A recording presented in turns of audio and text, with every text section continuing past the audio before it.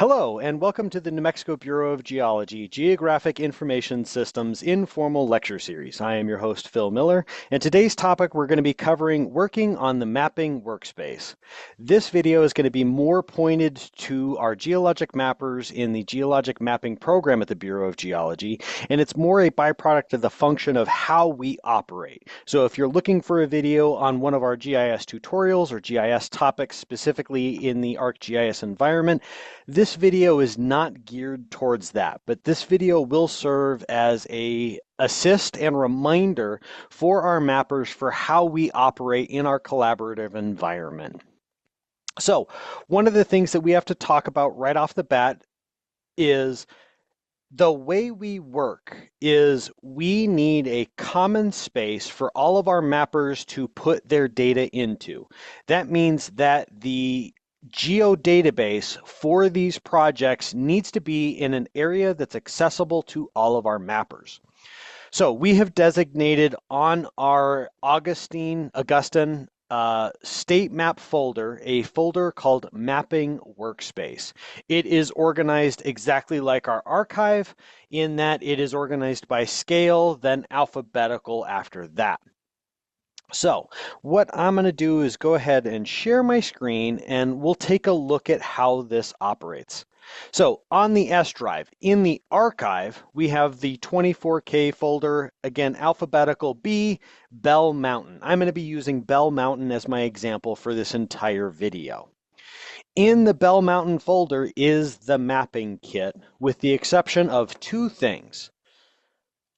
We have moved the Bell Mountain geodatabase and the Bell Mountain Scratch geodatabase to that mapping workspace. So this is the mapping kit, but the container that you're going to digitize your data into is in the mapping workspace. So let's go now and switch back to the mapping workspace so you can see what that looks like. So on Augustine State Map folder, our S drive, is the mapping workspace. Inside the mapping workspace, again, organized by scale-ish. And then in each scale, organized alphabetically. So if Bell Mountain is my example, I would go into B, Bell Mountain, Map Elements, Arc. We can see the two geodatabases. These geodatabases need to stay in this location. It is important that everyone leaves these here so that they can work on collaborating together with your co-authors. The first warning that I have to give about this is because these are file geodatabases and not an enterprise geodatabase, only one user at a time.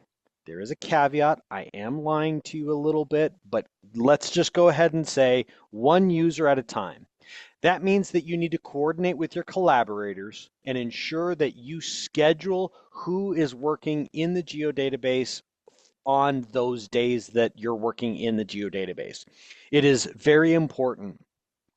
We have seen two circumstances now where that communication didn't happen and it corrupted a geodatabase and created a lot of headache on your side, the mapper's side, as well as our side, the cartographer side.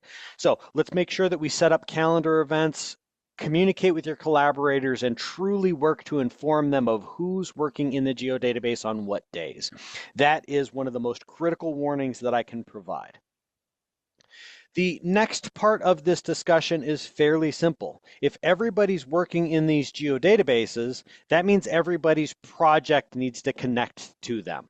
So the process for working on your local data set, your local project, is to find your project template, select it, copy it, and then paste it in your D drive, your local directory. So I have already done this because I didn't want to take the time to have this transfer over. So I would now paste this into my local drive.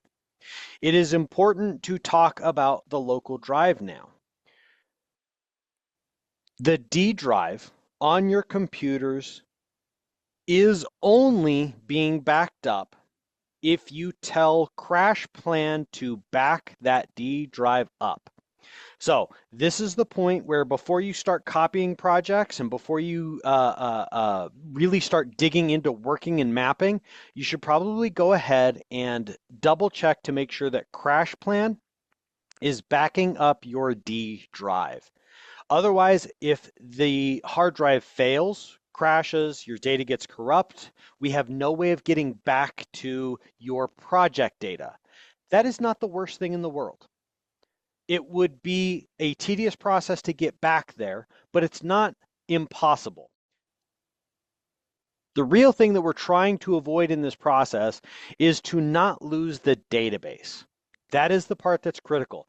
This is the reason why we work on the S drive on the network to a location that is automatically backed up for us already.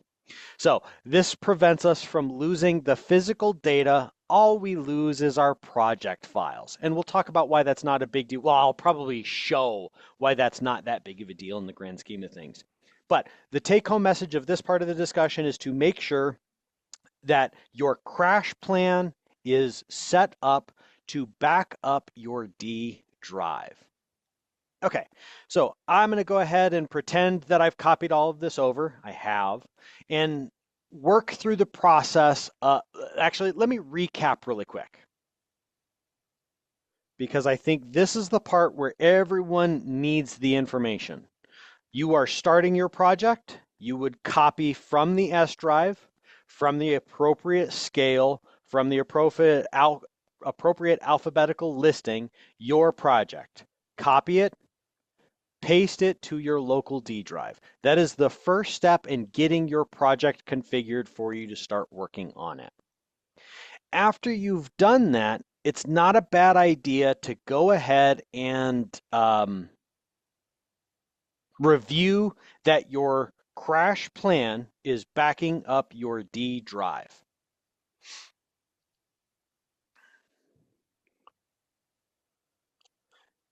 Then what we would do is we would open up the Map Elements arc. Again, Map Elements arc is our working directory, and go ahead and open up the Bell Mountain project. Again, Bell Mountain being our example. So insert your quadrangle's name, your map area's name in this, and open up the project.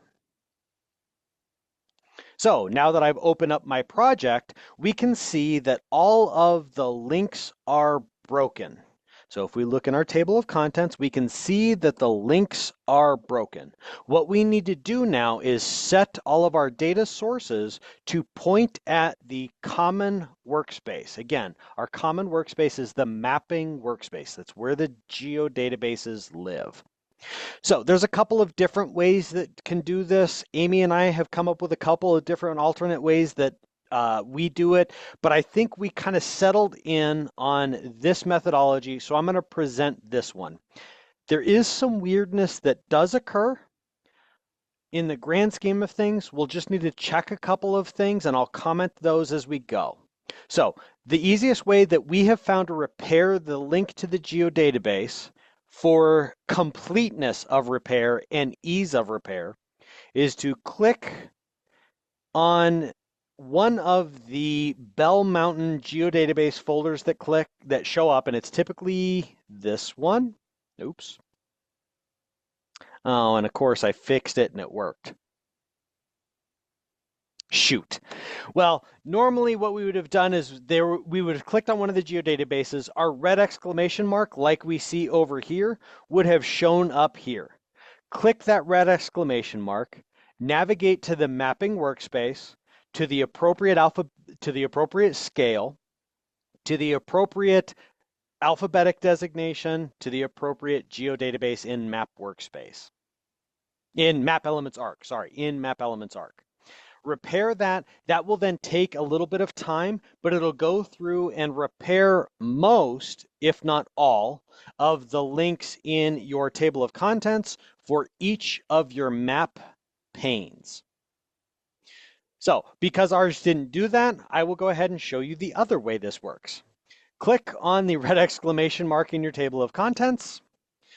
Allow it to pull up the, first things first.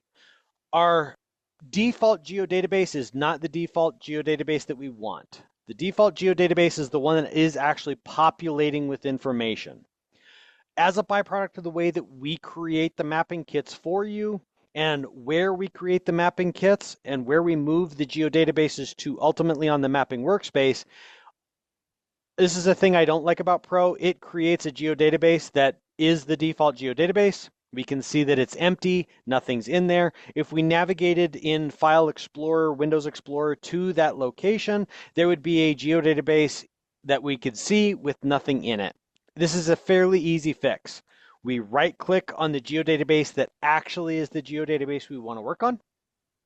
We say Make Default. Select the geodatabase that isn't an accurate one. It's the auto-generated because the project is looking for it. Right-click and remove from project.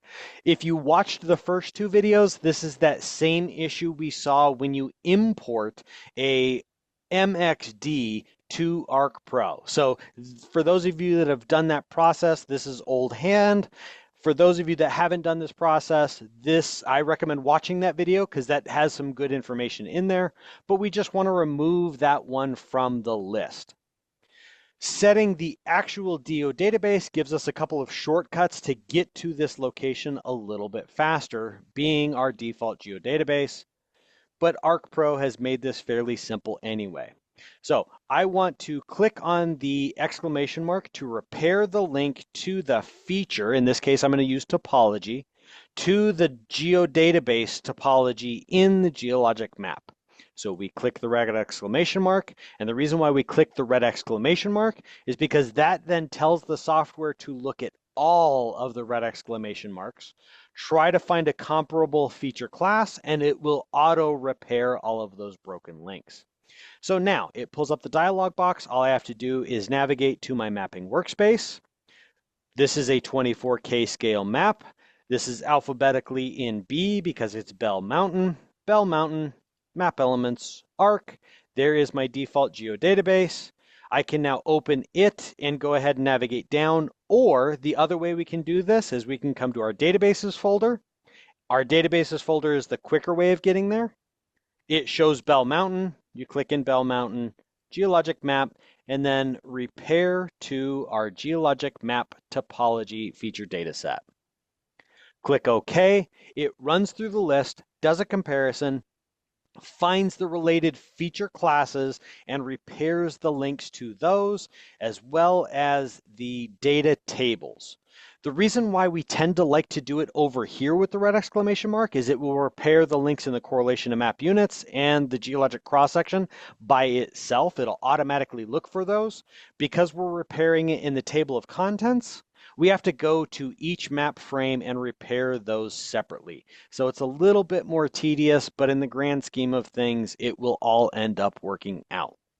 The one comment that I'm going to talk about is occasionally contour lines, whatever that interval is, occasionally doesn't repair the broken link, and we're not entirely sure why. I have a suspicion that it's a process thing that we have, but I haven't been able to pinpoint it. Amy has experienced the same thing. She hasn't been able to pinpoint it. There's something weird that happens. Another thing that's weird that happens in this repair is occasionally it forgets things after it gets to the topo base. So we'll see it repairs like a zipper, and it actually finished all of them. Cool.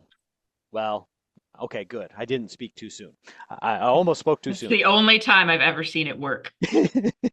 Typically, it stops when it hits the Bell Mountain topo base no contours. When it hits the topo base group layer, it will end up stopping here. You click on one of them, tell it to repair, and it will go through the rest of them. Okay, so now I'm going to show that our geodatabase is connected to the mapping workspace, appropriate scale, appropriate folder, appropriate map name folder, map elements arc, geodatabase. So we know that we have repaired our links to our data to connect to the mapping workspace.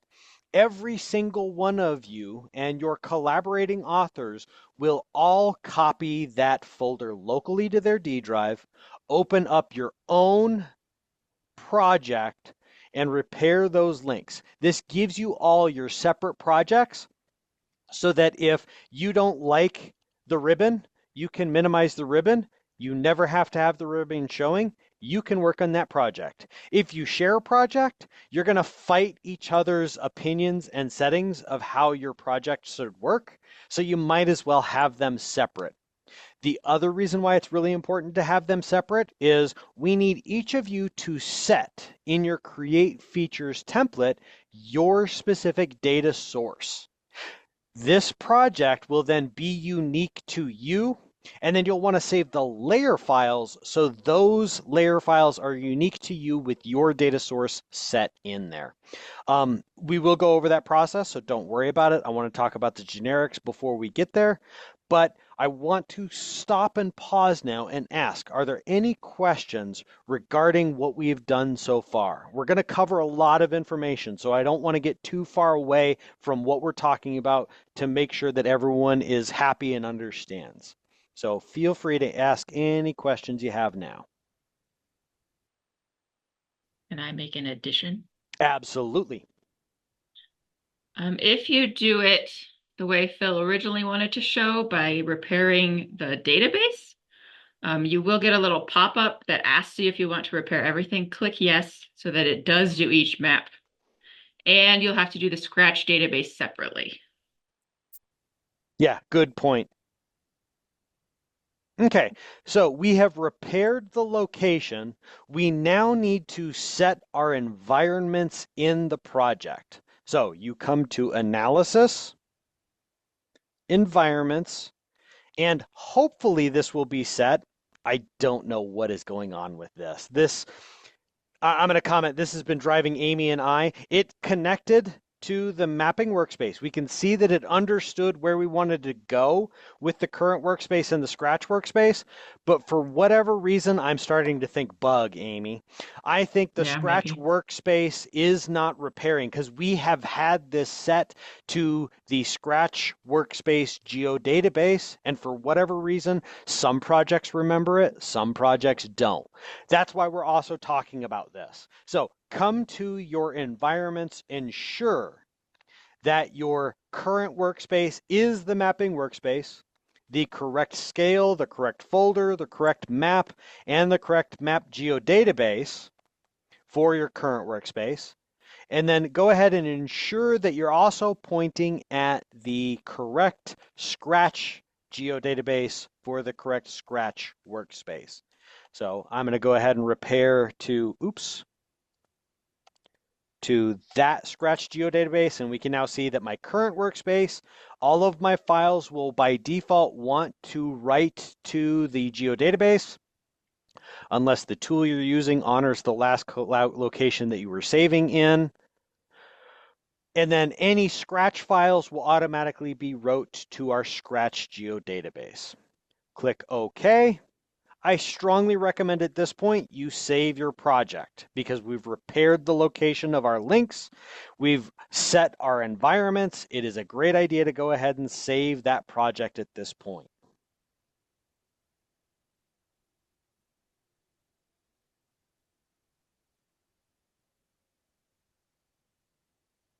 Okay, so now we need to do the same thing, rinse and repeat for the correlation of map units. So click on correlation of map units, map frame. If you have done it over here, you will probably be able to skip this step, but it's a good idea to come check. So again, I'm going to click on the red exclamation mark.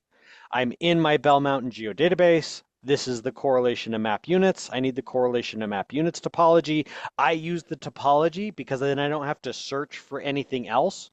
Topologies will be the only thing that shows up, so it makes it easy to pick. I click OK. It then goes through and looks for all the related feature classes or data tables, repairs those links. You'll see the zipper happen. We'll move on to the geologic cross-section and do the same.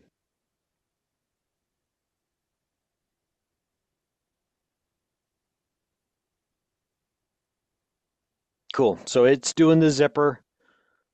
It's happy. Now we will go to the geologic cross section and do the same process for repairing those links.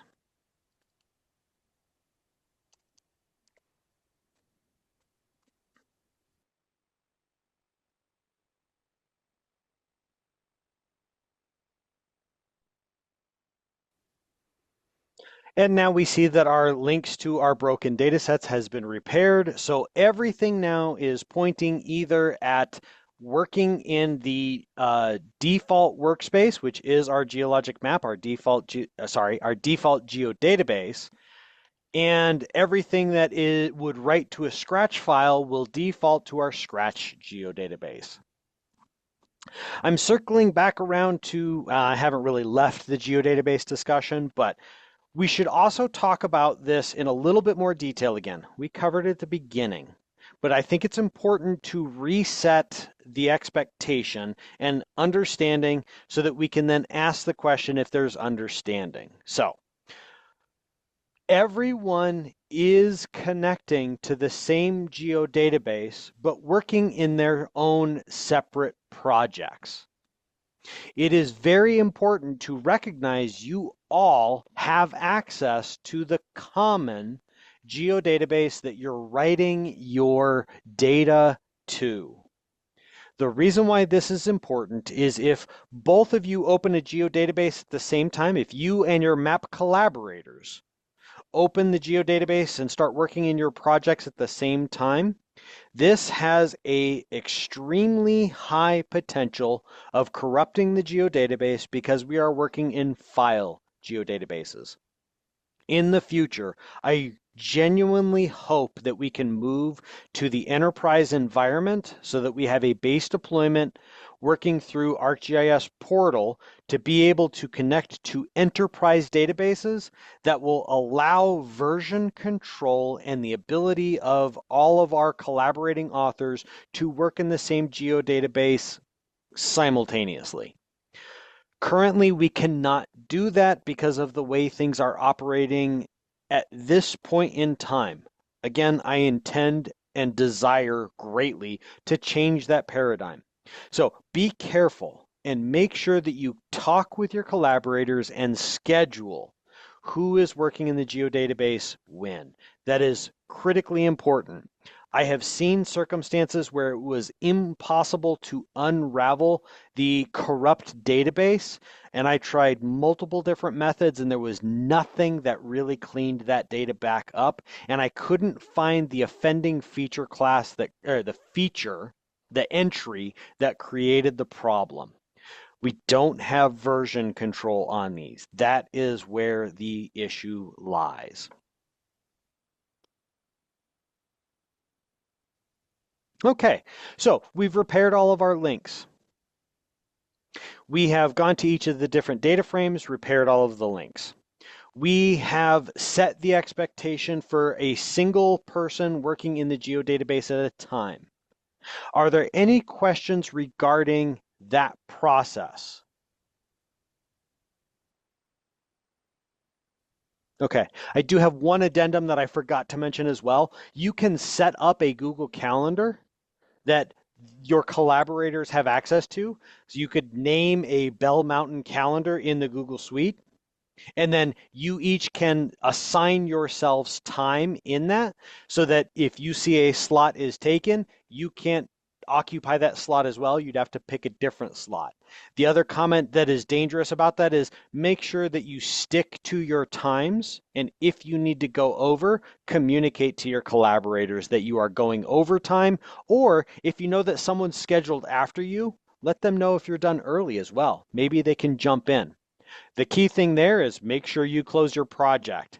It's also a really good idea to close any file explorers that you have open because that can sometimes create weird interactions that prevent people from accessing things.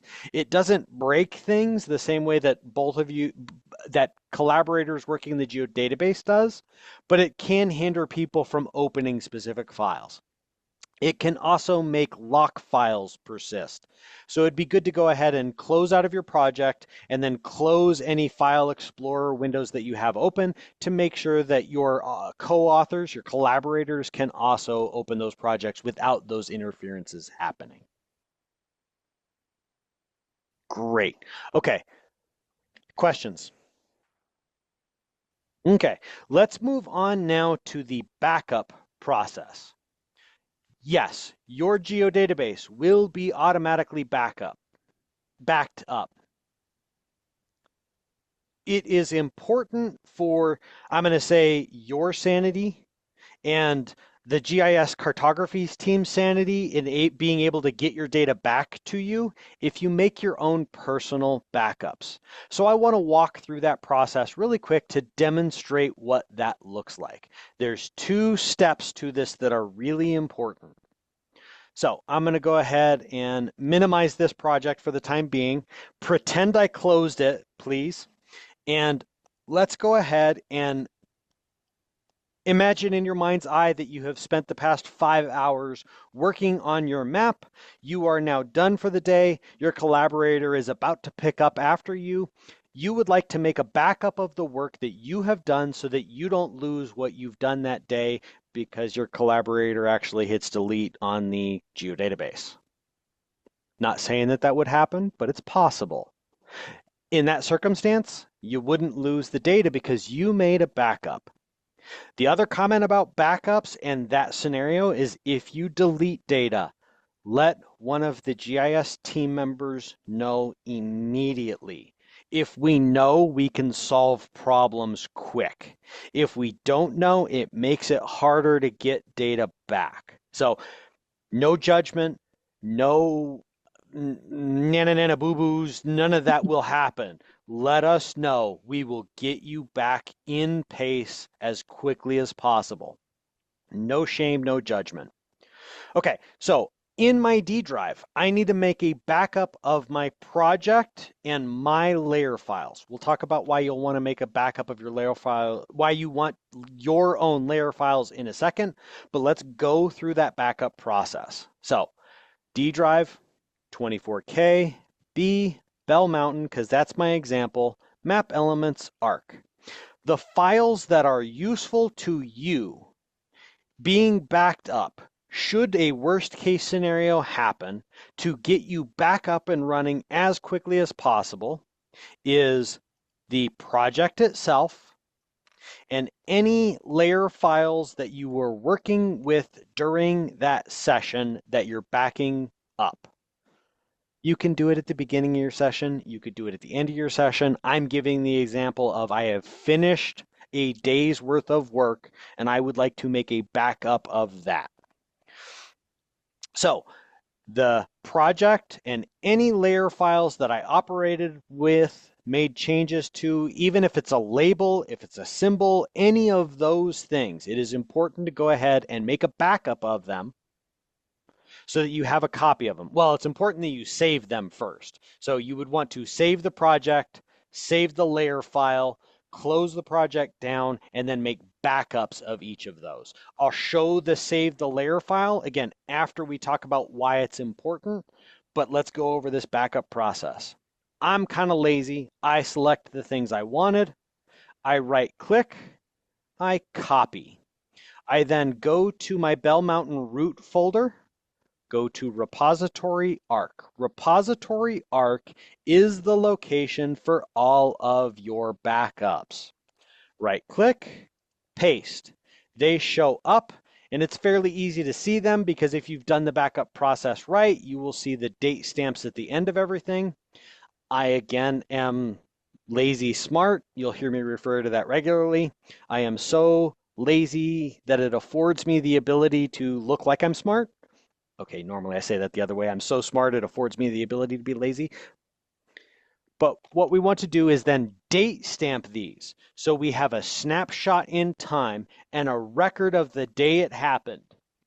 So we're at 2024, 07/19. I'm going to be lazy. I'm going to copy that. I'm going to go to my layer file.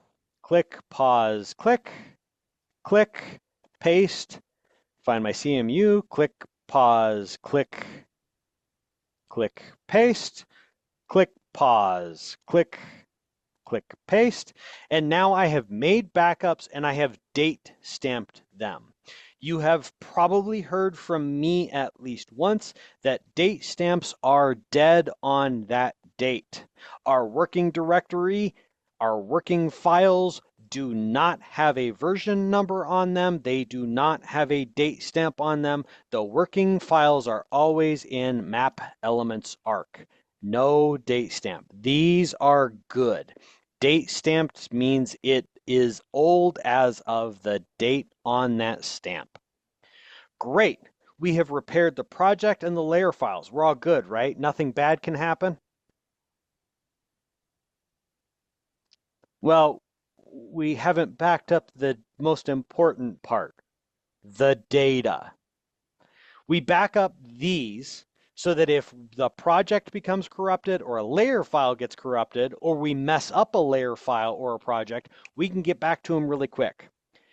The absolute most important thing to back up is not the project and not the layer files.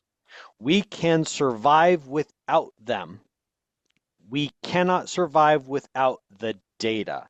So we also need to go to our mapping workspace, appropriate scale, appropriate folder letter alphabetically, map elements arc, and back up our geodatabases as well.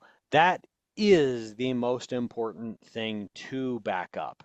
I am going to be ambivalent about whether you back up the scratch. It's probably not a bad idea to do periodically. I do recommend after every session, you make a copy of the geodatabase, and much like we did on our D drive, we want to make a backup in repository arc in the mapping workspace as well. And everyone asks why. If your D drive fails, there are no auto backups if you don't have crash plan set up. Again, we would like you to have crash plan set up, but that depends on whether you set it up or not. In the mapping workspace, everything is automatically backed up nightly. We have a safety net there that you don't have to worry about. So the mapping workspace, this is why we work here. It is the absolute safest location to be. The issue with that, we suffer just the slightest bit of performance. We give up the performance for the security. So I pasted the geodatabase into repository arc to go ahead and click, pause, click, click, paste. All right, because I pasted it previously. 0719. Put our date stamp on our geodatabase. This is also a good point in your notebook. If you keep a notebook like I do, I also go ahead and list a couple of the things that I did on that day and the date stamp that I put on that information that I put in so that I can reference back to it at a later date. Should the worst case scenario happen, we lose data. And the example I can give of that is, what if you are working on contacts and faults? You get all of your contacts and faults digitized. You then move on to your orientation points. 10 days after you've started orientation points, you finish them. You turn on your contacts and faults and you find them deleted. It's okay. Go back to your notebook. Find the day that you finished contacts and faults. Go back to that day's backup. Load contacts and faults from the backup into the working geodatabase. All of your data comes back. It's probably a good idea to collaborate with and communicate with your co-authors to make sure they hadn't made changes to contacts and faults. I strongly recommend, much like your field notebook, you do keep an office notebook to track some of the things you've done. That's a comment and a recommendation. I know many of the mappers don't do this. That's okay. But when we need to repair data for you, it's really nice to be able to ask the question, when was the last time you worked on contacts and faults? Oh, it was on the 19th of July. Great. I'll go back there and get those repaired for you.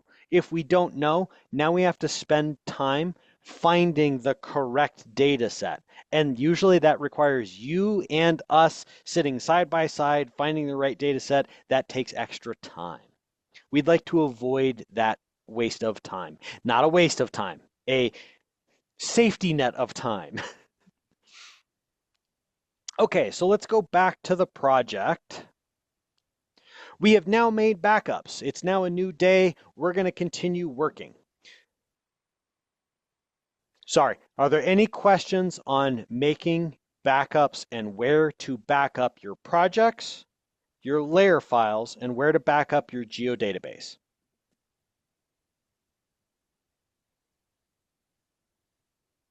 Excellent. I do realize right now we are way over time. I am a little shocked. I may have to cut this into two parts. So I'm going to go ahead and we'll go through everything that we need to on this one. We'll get right to the top of the hour, and then I'll go ahead and try and make sure we're at a good ending point. We'll probably have to pick up the photogrammetry side of things in next week's session. The good news is I want to try and get you all to the point that you can start working on your data in 17 minutes. Okay, not entirely, but you know. Okay.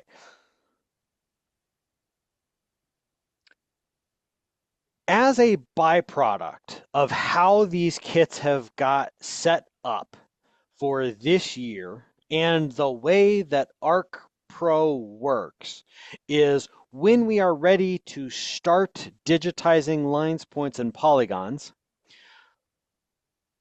there are fields that are not nullable, and there are things that we have to set up in our layer files right from the beginning. So I'm going to demonstrate the process of setting up data source and a couple of other features. I'm going to show individual fields, set up a couple of different fields. I'm going to then demonstrate saving that layer file, and we'll talk about why we're saving separate layer files. So let's demonstrate the problem. I need my Create Features template. When I click on my Create Features template, I want to draw my first contact. I click on it. We get the red exclamation mark of doom. And it says value doesn't fall within the domain. And we're missing, what that translates to is we are missing a data source ID and a location source ID. We need to fix this for all of them. So what I'm going to do is I'm going to go ahead and show the single value first. So I'm going to come to sample locality because it's really easy.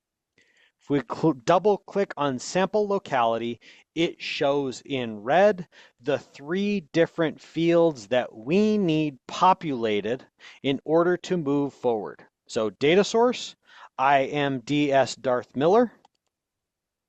My location source, I'm going to go ahead and say I'm going to use the topo on this one because I'm using the topographic map to locate myself, or I have used the topographic map to locate myself. I've got the paper version that I've scanned in, I've georeferenced it, and I want to draw what was on my topo map in my GIS. And then analysis source, I wish I had picked a different data set. We'll talk about analysis source because this is a problem that I just realized might be an issue. So I'm going to pick one so that I can digitize my features. We need to deal with this ultimately. That's one of the things that'll need to happen with this specific feature class, because a sample is going to go to an analytic lab. You may not know what analytic lab you're sending it to when you want to create this feature. So we should probably make this allow nullables, but you will have to fill it out later on. But once we have all of those set, we can now see that everything is green. I can then go ahead and create that physical feature. I click my point. Now I've got my sample. Now, that was very easy, wasn't it? Let's talk about doing it for all of the create features. So I'm going to go back because we do absolutely want to set the data source for all of these. so that by default, your layer file in your table of contents identifies you as the data source, so you don't have to double click on that every single time you want to create a feature class. We got to shortcut this process and we want to save it so we permanently have it. So in the upper right-hand corner of the Create Features is the Manage Templates button.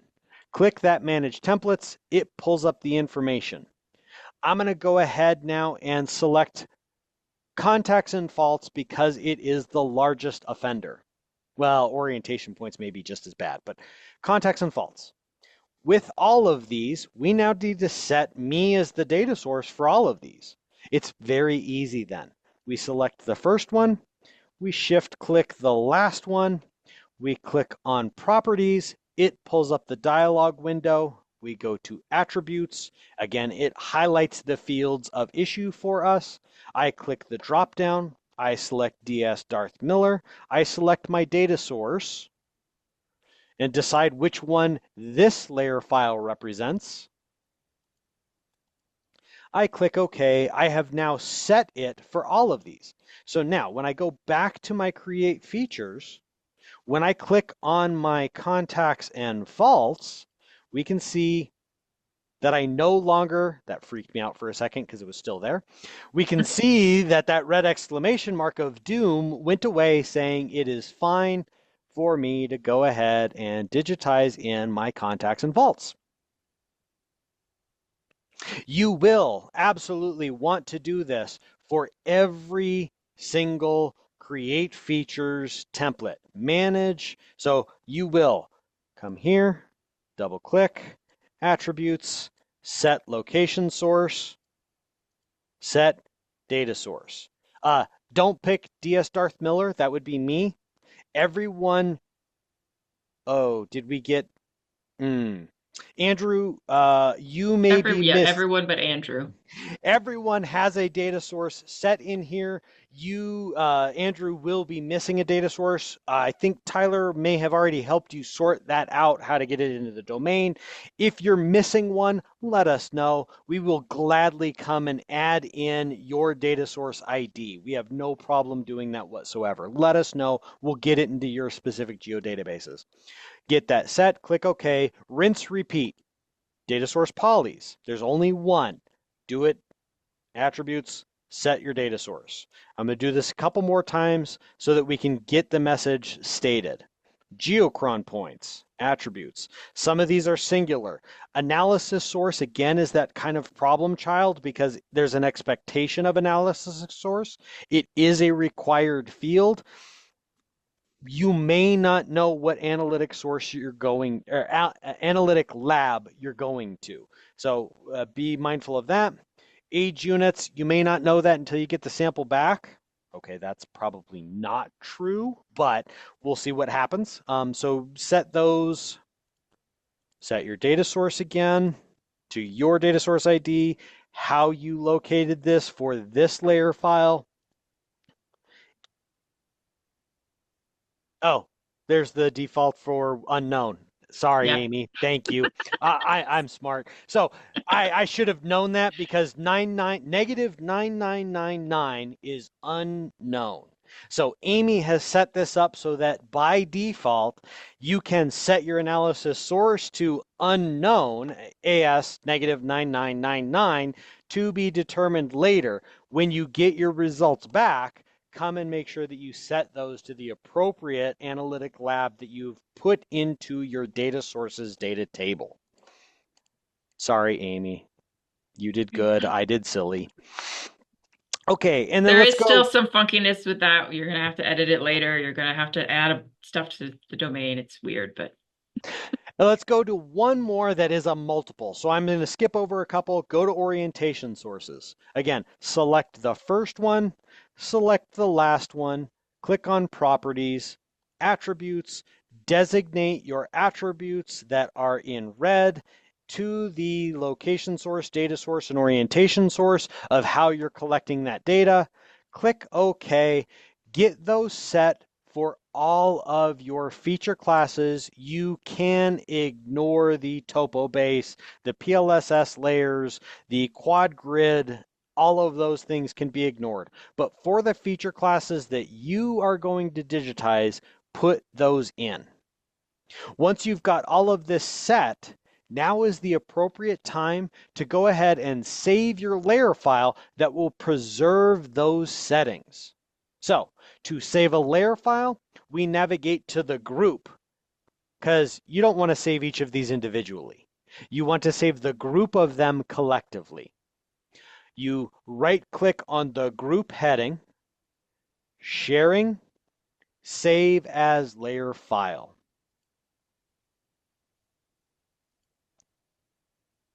You will now navigate to your appropriate working directory. I recommend, this is my personal recommendation, that for your data source and potentially your location source, if they are different, if you want to go to that level of detail, you go ahead and some way denote which one this is.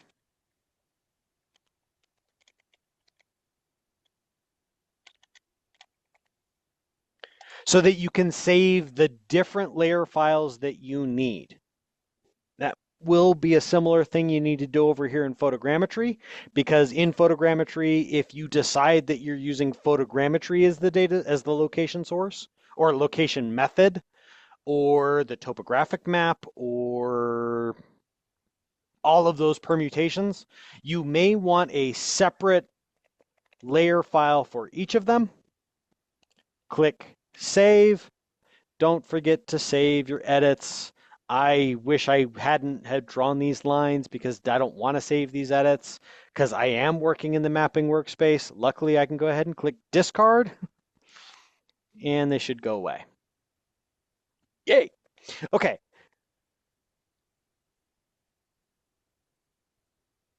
And after you're done setting this up, it would be a good time to go ahead and make a backup of that layer file, because if Arc were to crash on me right now, I have it saved, but it would be better to go ahead and have a backup preserved in repository Arc.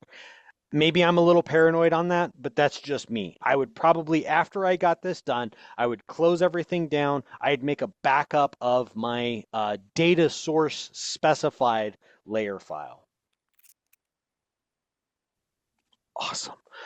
Okay, we are right up to the point where I was going to now switch the camera over to this and we were going to start working on photogrammetry. So we'll save that to the next session. Are there any questions on setting up the data sources in your layer file or saving your layer files? Excellent. So this is how we get everyone separated out, but working in a common location to store all the data.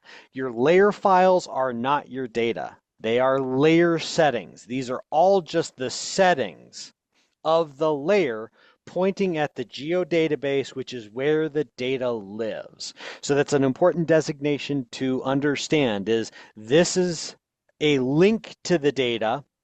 This link to the data has a specific set of settings configured for me to use this data, designating me as the data source. If there are no further questions, or I should actually say, and Amy, what did I get wrong? I think you're good, actually. Woo! All right. So if there are no other questions, we can go ahead and end this video. And let's give someone any. Sorry, let me try that again. Does anybody have any questions before we end this video? Awesome. I want to thank you all for participating in the informal lecture series. I couldn't do this without the GIS Services program. My team is the reason why I'm able to bring these presentations to you. I am so grateful for Mike Timmons for allowing me to do this. I think these are going to be super helpful for us in the future. And I would like to thank everyone that participates in these. Thank you for your questions, and thank you for entertaining me while I do these sessions. We'll see you in the next session where we'll actually cover how we're going to work on these current mapping kits in photogrammetry in ArcMap. As always, thank you, and we'll see you next time.